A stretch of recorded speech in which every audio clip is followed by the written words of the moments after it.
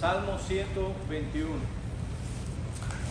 Y vamos a leer solamente el versículo 1 y 2. Dice así la palabra del Señor: alzaré mis ojos a los montes, ¿de dónde vendrá mi socorro? Mi socorro viene de Jehová, que hizo los cielos y la tierra. Mi socorro viene de Jehová, que hizo los cielos y la tierra. Gracias, Señor, por esta tu palabra, por estos signos que no ha carecido de bendición a nuestra alma, aunque pueda haber ha habido carencia, Señor, quizás de instrumentos, pero, oh Señor, tu Espíritu Santo ha alentado nuestro corazón y está proyectando nuestra atención hacia ti como el verdadero auxiliador, como el que verdaderamente nos levanta cuando estamos caídos, nos orienta cuando estamos perdidos y nos da seguridad cuando tenemos temor. Permite que tu palabra pueda producir en nuestro corazón el efecto para el cual tú la estás enviando en esta tarde. Oramos dándote las gracias en tu nombre, Jesús. Amén. Queremos, hermanos, poner por título a esta meditación, a esta palabra, tal como dice así ese salmo: mi socorro viene de Jehová.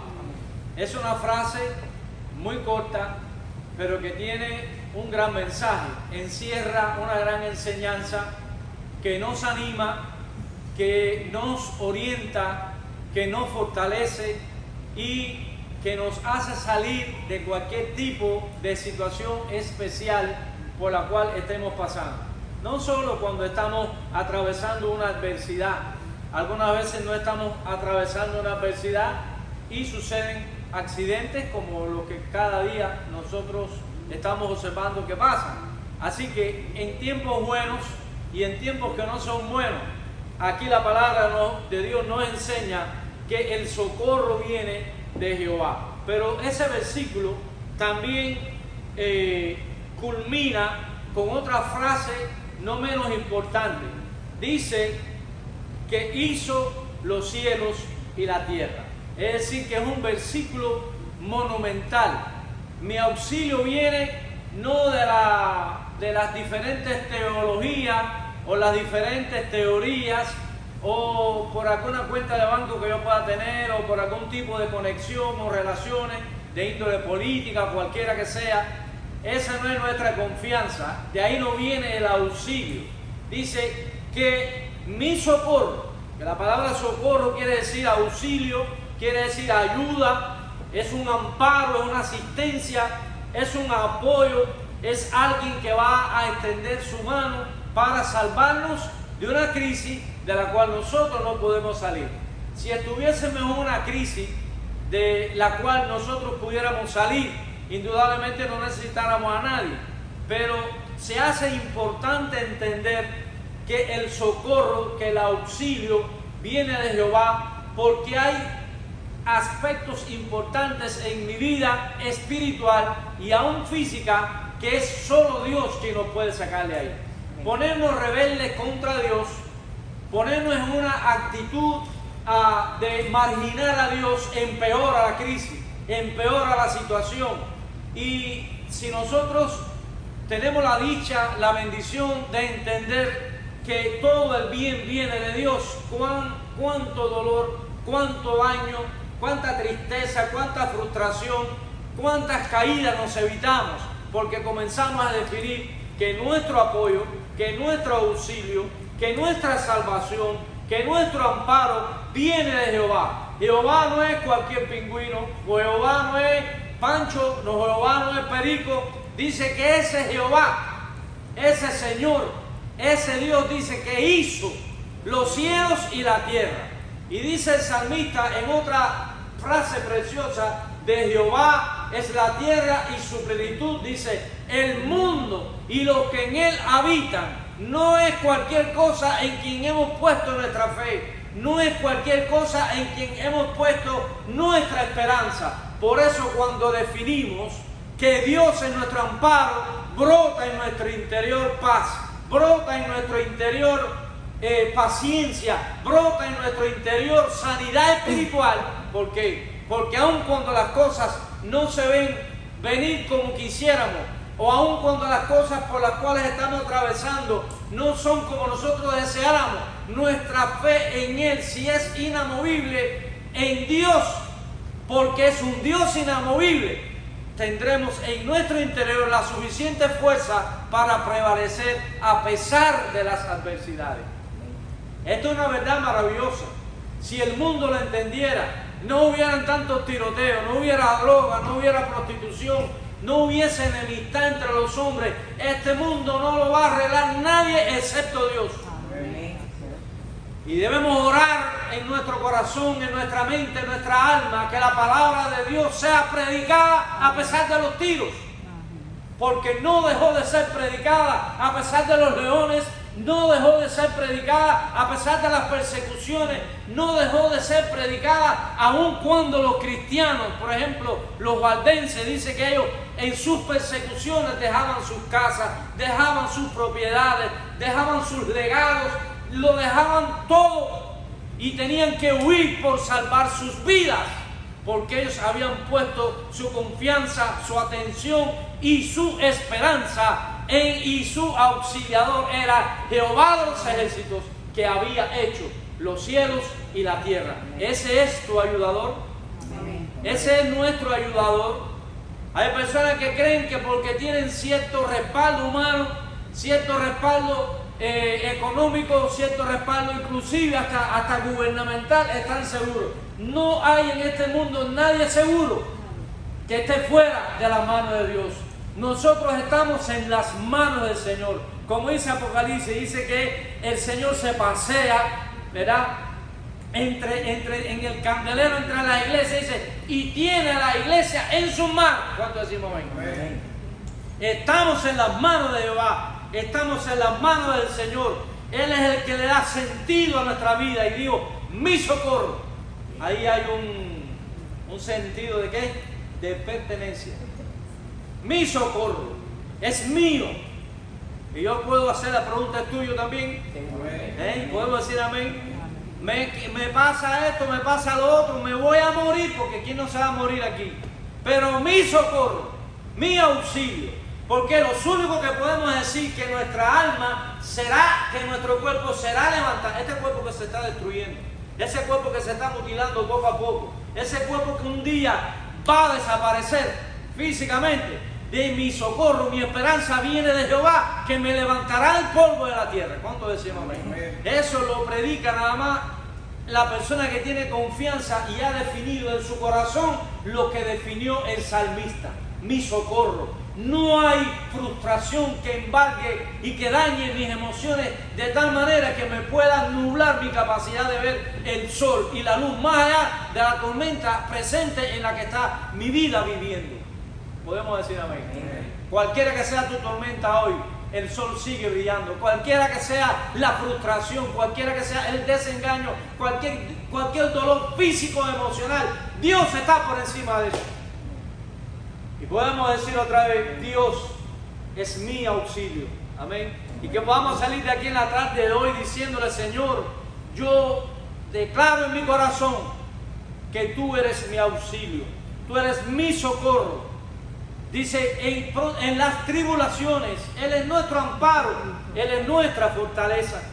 Dice que Él es el que hizo los cielos y la tierra. Yo quiero, hermanos, decirle que en la arquitectura teológica, tanto del Antiguo Testamento como del Nuevo Testamento, esta es una declaración de fe fundamental para el cristianismo.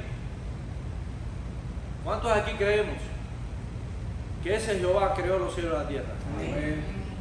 Oiga, cuando dice que creó los cielos y la tierra, dice que creó todo lo que en ella hay. El Señor creó el cosmos. El Señor creó desde aquí hasta la inmensidad. Lo creó todo. Todo está sujeto a leyes. Todo está fundamentado matemáticamente. No hay nada en el mundo que no funcione acorde a un diseño. Significa, cuando tú miras el macromundo y tú miras la inmensidad de la creación, uno se queda asombrado. Dios, el salmista, cuando veo los cielos, ¿te acuerdan ese versículo del salmista? Cuando veo los cielos, las estrellas, la luna, que tú formaste, me quedo, Señor, maravillado. Porque simplemente, de una manera contemplativa, sencilla, podemos ver la majestuosidad de la creación, que todo gira, que todo funciona, que todo está diseñado para, usted sabe que sobre toda esa creación y toda esa belleza, Dios lo hizo para su gloria y para el disfrute de nosotros. Usted se ha puesto a pensar lo importante que tú y yo somos para Dios. ¿Cómo no va a haber en nuestro corazón una definición de fe que diga, tú eres mi auxilio, tú eres mi socorro en esta crisis? Si nosotros comenzamos a observar las maravillas de la creación de Dios, que es el sustento, el ancla, que es la columna que sostiene nuestra fe, no va a haber nada que nos derribe, no va a haber nada que nos deprima, porque cuando comencemos a sufrir los embates de la vida, aún en el camino de las emociones, uno va a entender que si uno mira todo lo que Dios creó, y yo creo que Él lo creó, y lo creó para que yo lo disfrute, que no está en las manos de Dios para sacarme de esta crisis en la que estoy. Podemos decir amén, ¿verdad, hermano? ¿Qué es en lo que yo estoy que no puedo salir si es negativo? Dios me saca de ahí. Yo creo eso de todo mi corazón. Y hermanos, tenemos que tener esa visión bien clara, porque ignorar, tergiversar, manipular, negarle a Dios su autoría de la creación se constituye en una herejía, se constituye en una blasfemia a ese Dios. Si usted quita a Dios como el arquitecto del mundo, si usted quita a Dios como el ser magnífico que lo creó todo, usted está negándole a Dios su derecho de gobernar en su corazón, y por eso se está excluyendo de todas las bendiciones que ese Dios ha hecho para que nosotros las podamos recibir. Déjeme decirle, hermano, las bendiciones que están reservadas para nosotros son muchísimo más que lo que nos imaginamos. Aquí nos deleitamos contemplando todo lo que Dios hizo, todas las maravillas que Dios creó para nuestro favor. Imagínense que dice Hebreos capítulo 11, que las cosas que se ven fueron hechas de las que no se ven. Entonces, ¿cómo serán aquellas que no se ven?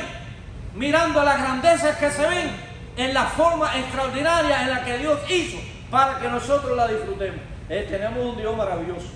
Por eso mi socorro no viene de mí mismo, no viene de mi capacidad, de mi sagacidad, de mi razonamiento, de mi manera de interpretar mi vida en el contexto que vivo, sino yo tengo una capacidad de mirar más allá de lo que mis sentidos son capaces de contemplar, de reflexionar, porque ahí está Dios presente. Y por eso yo declaro una vez más en la tarde de hoy, mi socorro viene de Jehová. Amén. ¿De dónde viene tu socorro? Imagínense, si tú excluyes a Dios que hizo los cielos y la tierra, si tú excluyes a Dios que te hizo a ti y que tú eres propiedad de Él, si tú excluyes al que te dio la vida, al que te sustenta la vida y al que te da la esperanza de una vida eterna, si tú lo excluyes a Él, ¿qué queda para ti? Hay que ser escaso de mente, ¿verdad? Por eso la gente del mundo necesita esta palabra. La gente del mundo necesita que podamos enseñar, esforzarnos. No entienden, no importa. No entienden, sigamos hablándole, porque un día esa llamita encenderá esa chispa en el alma, que esa alma está anhelando, esa alma está deseando ardientemente encontrarse con ese ser majestuoso, que el estar lejos de Él nos impide poderlo disfrutar.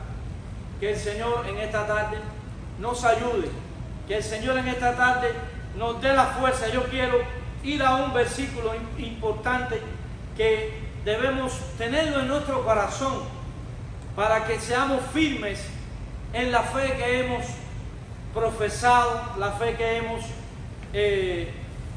dejado que nazca y eche raíces en nuestro corazón.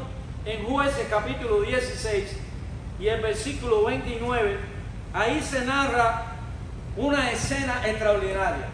Y cuando nosotros decimos que en la arquitectura teológica la doctrina de la creación es fundamental, fundamental entenderla, reflexionar sobre ella y predicar lo que la palabra del Señor dice claramente acerca de ese Dios creador. Ustedes recuerden lo que dice Génesis 1:1. ¿Quién me lo puede decir? ¿Qué dice Génesis 1:1? En el principio creó Dios los cielos. Lo vamos a decir todo. En el principio creó Dios los cielos y la tierra. Así que la palabra de Dios comienza diciendo que Dios es el creador de los cielos y la tierra, y después David dice, y todo lo que en ella hay, incluyéndonos nosotros. O sea que ese es un pilar, ese es un fundamento del cristianismo. Es un fundamento que Satanás, que los liberales y que los demonios no han podido destruir. Vamos a buscar ahí en Jueces, capítulo 16, y vamos a leer versículo 29, pero yo les voy a leer unos versículos antes, que este es un pasaje que habla acerca de la muerte de Sansón. Ustedes saben que Sansón fue un gran juez de Israel. Jueces, el libro de los jueces en el Antiguo Testamento, Jueces capítulo 16, y vamos a leer desde el versículo 26. Dice así la palabra de nuestro Dios. Entonces Sansón dijo al hombre que le guiaba de la mano: acércame y hazme palpar las columnas sobre las que descansa la casa, para que me apoye sobre ellas. Quiere decir que las columnas más grandes del templo estaban más o menos a esta distancia, ¿no? Sí, Eran los dos pilares sobre los que todo el edificio descansaba. Es decir, que era el fundamento de aquella edificación, y había más de 3,000 personas ahí. No era un templo chiquito, ¿no? Era un lugar grande donde se tenían quizás las asambleas que ellos hacían, los debates. Y dice, y la casa estaba llena de hombres y mujeres, y todos los principales de los filisteos estaban allí. Allí estaba la élite, que no tenía al Dios de Sansón. No creían en Dios, no creían ni adoraban su nombre. Eran enemigos de Israel. Era un ejército que confiaba en ellos solamente, y en sus estrategias y en sus habilidades. Y por un fallo de Sansón, Dios, Israel y Sansón cayeron en el desprestigio, y cayó el nombre del Señor en descrédito por causa del fallo que tuvo él. Pero como Dios es Dios, nuestros fallos no invalidan que Dios haga y cumpla su voluntad. Amén. A pesar de nuestros fallos, el propósito y la voluntad de Dios se cumple. Por eso yo le digo: Señor, en mis fallos te doy gracias, porque me has ayudado y me has hecho ver que mi socorro viene de ti, y tú puedes revertir el mal, aunque yo haya hecho. Mira la experiencia de Sansón. Dice, entonces clamó Sansón, porque dice, la casa estaba llena de hombres y mujeres, y todos los principales de los filisteos estaban allí. Era una fiesta. Era una fiesta. Vamos a reírnos aquí de Sansón, y ya le habían sacado los ojos. ¿Y dónde está el Dios de Sansón? Quiero decirle que hay mucha gente que están por ahí diciendo: ¿dónde está el Dios de ustedes? No hay ideal que haya tenido más mártires que el cristianismo. Porque esos que se proclaman mártires por ahí no son mártires, son asesinos asesinados. Y son asesinos que se han suicidado. Porque que se ponga una faja de dinamita en la cintura y va a un mercado y se explota, ese no es un mártir, ese es un asesino suicida, en cualquier idioma que tú lo prediques. Pero no, los hombres no quieren venir a Dios y no quieren dejar que el Señor sea el que se encargue de hacer la justicia de vida. Y dice aquí, y en el piso alto, oiga, ahí había gente. Dice, en el piso alto había como 3,000 hombres y mujeres que estaban mirando el escarnio. Es lo que acabamos de decir. El escarnio es una burla. Es una burla con desprecio. Es una burla con soberbia. Se estaban burlando y estaban humillando a Sansón. Así han querido humillar, así han querido ultrajar a los cristianos a lo largo de la historia. Somos vulnerables porque no tomamos las armas. Somos vulnerables porque no salimos a formar guerrillas. Porque cuando Pedro salió con la espada en la mano, el Señor le dijo, mira, guárdala. Es más, la oreja que aquel soldado, Se la sanó.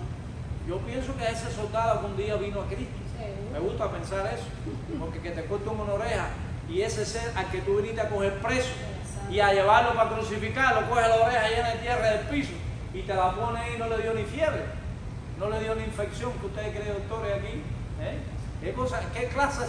¿Qué clase? ¿Habrá algún amor comparable al amor de Jesús? ¿Cuántas veces nosotros nos podemos, entre nosotros, podemos mutilarnos y arrancarle a nuestros hermanos sus orejas, sus ojos?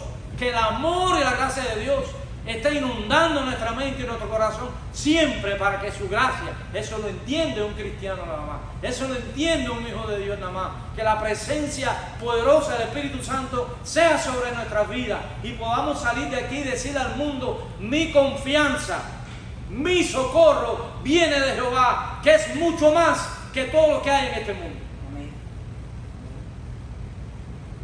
Y yo creo que esa puede ser una chispa que encienda Esa es la chica. al mundo. Esa. Esa es una chispa que va a hacer posible que en lo individual, cada uno de nosotros, vamos a decir, Señor, mi socorro viene de ti. Y yo quiero que esta pequeña tribuna que nosotros tenemos se acomode lo más posible a lo que la palabra de Dios enseña, para que nosotros podamos tener un mensaje genuino de la palabra a tantas personas que en este mundo la necesitan. Mi socorro viene de Jehová. Y mire, hermano, entonces clamó Sansón a Jehová y dijo, Señor Jehová, acuérdate ahora de mí, fortaléceme, te ruego solamente esta vez, oh Dios, para que de una vez tome venganza de los filisteos ante mis ojos.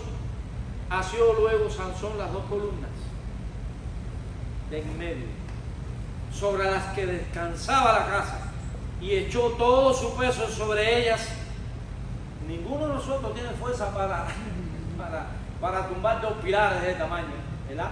Y dice que cuando él empujó, digo, muera yo con los filisteos, entonces se inclinó con todas sus fuerzas y cayó a la casa sobre los principales y sobre todo el pueblo que estaba en ella. Y los que mató al morir fueron mucho más que lo que había matado durante toda su vida. Y él estuvo juzgando a Israel por 20 años.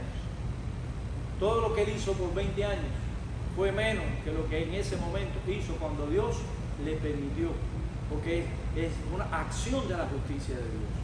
Pero el mensaje que queremos extraer de ese pasaje, y con ello vamos a ir cerrando nuestra reflexión en la tarde de hoy, es que la doctrina de la creación es un pilar y no podemos movernos de esa fe en ese Dios creador del cielo y la tierra.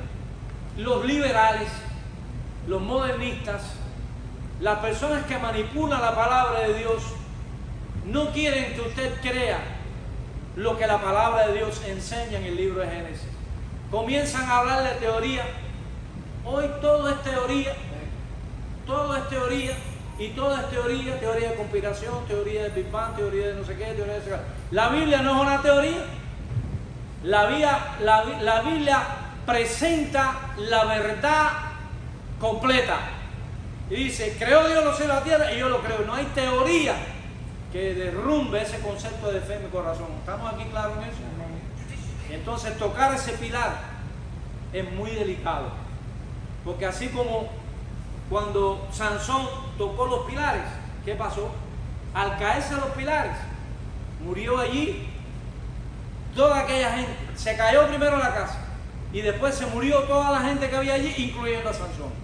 Es decir que cuando nosotros definimos la teoría, la doctrina de la creación como un fundamento de nuestra fe cristiana, nosotros tenemos la responsabilidad de definirla tal como ella es, tal como la presenta la palabra de Dios, porque si no la presentamos así, estamos dándole lugar a los liberales, a las personas que comienzan a manipular las escrituras por ver a saber qué intereses, porque muchas veces son maestros falsos, son apóstoles falsos, son quienes vienen con la con la intención diabólica y la preparación maligna para que ese sostén fundamental dentro de la fe cristiana sea tumbado. Y ahí se muere el sistema teológico y se muere todos los que tocan esa columna, incluyendo a los mismos enemigos del cristianismo. Por eso nosotros en esta tarde, una vez más proclamamos, ¿cuál va a ser nuestra proclama hoy? Mi socorro viene de Jehová, que hizo los cielos y la tierra. Hay una combinación no solo de conceptos, hay una combinación de experiencia.